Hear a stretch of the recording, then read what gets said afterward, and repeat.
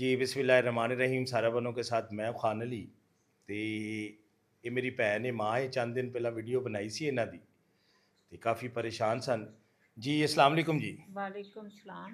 मिल गया ਅੱਜ ਰੋਜ਼ਗਾਰ? बिल्कुल जी मिल गया। मैं बहुत खुश हाँ, खुश हो?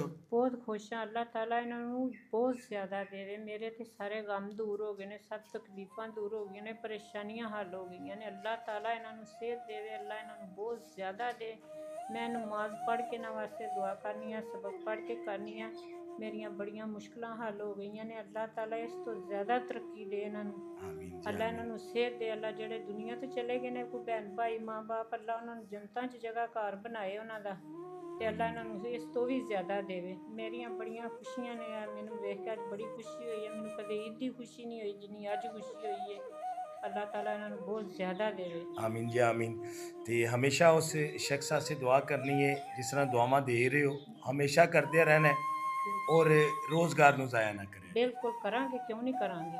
दुआवां मुलदियां नहीं, फ्री ने। मैं दिन रात करांगी, मैं सुबह शाम करांगी इन्हां वास्ते।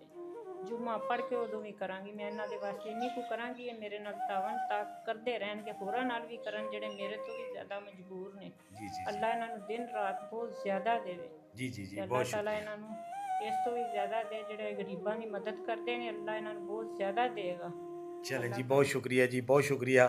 तो जिन्हें दोस्त ने वीर ने हमेशा सिर्फ दुआ करते हैं जी, जिन्हें वीर देखने वाले ने दुआ करते हैं जी कि इंदे कई और लोग ने, मावा भैन ने जड़ियाँ परेशान ने, तो सिर्फ दुआ करनी है कि असी हमेशा उन्होंने तक पहुँचीए, पहुँच के उन्होंने मदद करिए। पाकिस्तान जिंदाबाद।